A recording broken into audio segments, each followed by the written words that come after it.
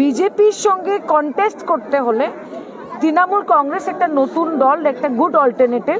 So আমরা খুব ভালো রেসপন্স পাচ্ছি গ্রাসরুটে, অ্যান্ড উই আর হোপিং কি we will win several Jila Panchayats and Anchalik Panchayats. দেখা যাচ্ছে রুলিং গভর্নমেন্টের সব জায়গায় প্রার্থী রয়েছে, কিন্তু এই পঞ্চায়েত এই জেলা পরিষদে কিন্তু রুলিং গভর্নমেন্টের প্রার্থী নেই, কি বলবেন? এখানে নেই নেই। সে বিজেপির যে ক্যান্ডিডেট ছিল এখানে वो कॉम्प्रोमाइज कर लिया।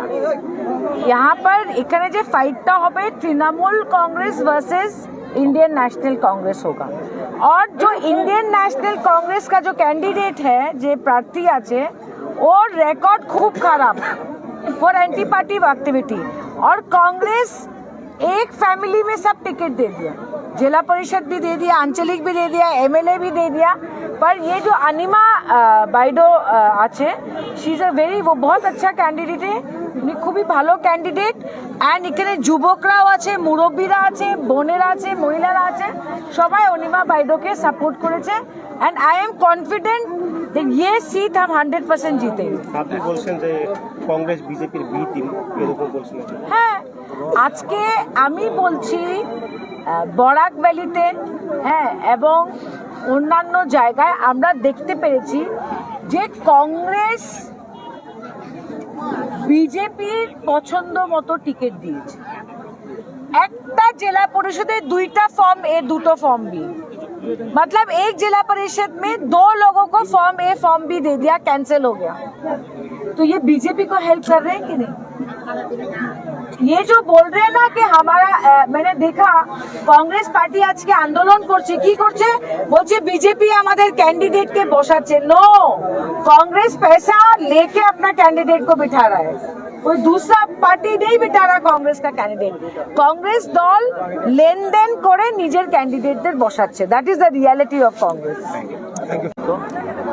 তিন নং পঞ্চতীৰ্থ আৰু হাজো শুৱালকুছি, আৰু আজি আমাৰ প্ৰথমখন সভা 2 নং পঞ্চতীৰ্থৰ বঙালপাৰাত হৈছে।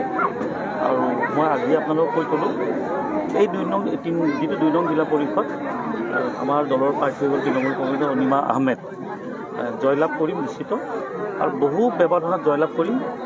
আৰু যদি কিবা কাৰণত ভাবে মোৰ কথাটো মিলা নাই, আপোনালোক মই 11 তাৰিখে সংবাদ মেলতে হাজোৰ ৰাজনীতিত আৰু মোক দেখা নাপায়, এইটো মোৰ ছেমি ফাইনেল বুলি ধৰি লওক। আকৌ কৈছোঁ, আপুনি আজি যদি ভাবিছে দুলু আহমেদে ডাঙৰ কথা কৈছে, 11 তাৰিখলৈ ৰখক। কেৱল জয়লাভ নহয়, 2 নং, মইতো কোৱা নাই 3টা জয়লাভ কৰিম বুলি। 2 নংটো বহুত মাৰ্জিনত জয়লাভ কৰিম, কাৰণবিলাক সুধিলে মই ক'ম।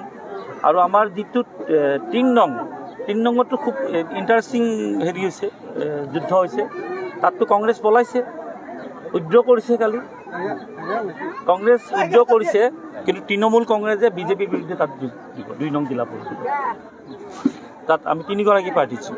আৰু কংগ্ৰেছৰতো 1 নম্বৰ প্ৰাৰ্থী কালি মই সংবাদ মাধ্যমত দেখা পাইছোঁ, দলীয় টিকট থাকিব লাগে প্ৰাৰ্থীৰ হাতত বা ডিচি অফিচত, আছে আপোনালোকৰ সাংবাদিকৰ হাতত, আৰু আপোনালোকে অৰিজিনেল কাগজখন দেখাইছে।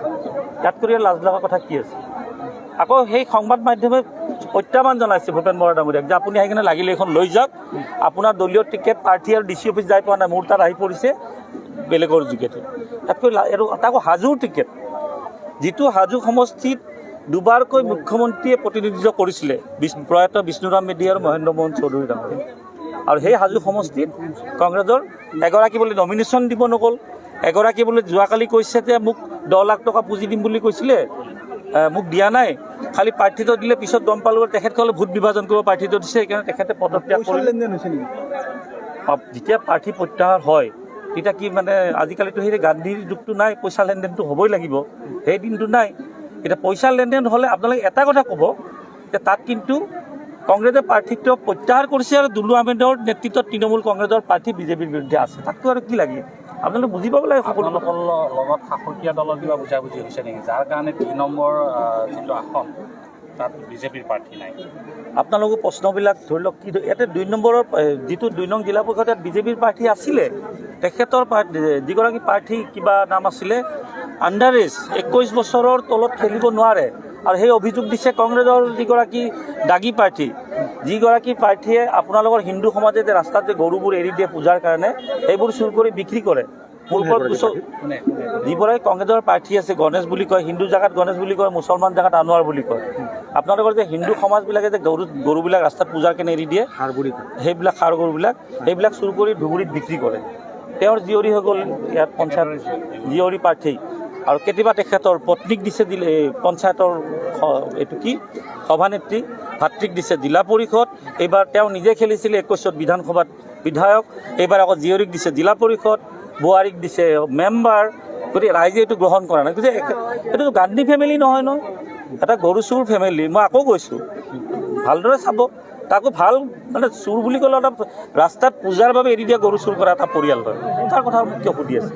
আৰু আমিতো প্ৰাৰ্থীটো আমি দিছোঁ। আমি বিজেপিৰ বিৰুদ্ধে 3গৰাকী প্ৰাৰ্থী, শুৱালকুছি সমষ্টিত আমাৰ প্ৰাৰ্থী আছে, শুৱালকুছি জিলা পৰিষদত, নামপুৰত আছে, কংগ্ৰেছৰ কেইটা আছে কওক। দাদা নামক লৈও ৰাজনীতি কৰিছে নেকি? কি নাম? হিন্দু ঠাইত গ'লে গণেশ বুলি কয়, আৰু আপোনালোকে এটা গৰু চোৰৰ কথা মোক নুসুধিব, ভাল মানুহৰ কথা সুধক, মই উত্তৰ দিম।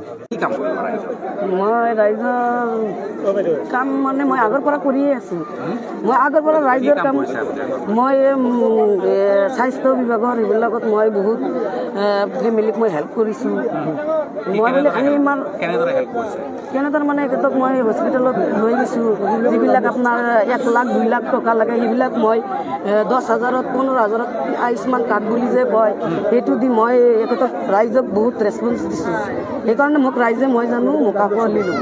কি কাম কৰিব আপুনি এতিয়া জয়ী হ'ব? জয় হোৱাৰ পিছত মই চহৰ অঞ্চলত বিশেষকৈ ৰাস্তা ঘাট নাই, স্কুল কলেজ নাই, তাৰপিছত স্বাস্থ্য কিবা সুবিধা নাই, পানীৰ সুবিধা নাই, সেইটো মই একদম জিকাৰ পিছত মই 100% কৰি দিম। মই ৰাইজৰ আগত কথা দিছোঁ, আৰু ৰাইজে মোক কিন্তু বহুত সঁহাৰি দিছে। মোৰ বহুত ভাল লাগিছে আজি। মই কিন্তু বহুত দিন হোৱা নাই যে লাগি আছোঁ, কিন্তু 20 দিন হ'ল আজি। কিন্তু মই যিখিনি সঁহাৰি পাইছোঁ মই বহুত ভাল লাগিছে, মই ক'ব নোৱাৰিম আৰু। আপুনি জিকিব? জিকিম মই 100%। আপোনাৰ প্ৰতিদ্বন্দ্বী প্ৰাৰ্থী জাতীয় কংগ্ৰেছৰ তেওঁ কৈছে আপুনি জিকিব নোৱাৰে। মই একদম 100% সেইটো আপোনালোকে চাব, ৰাইজে এইটো এইবাৰ বুজাই দিব, দেখাই দিব।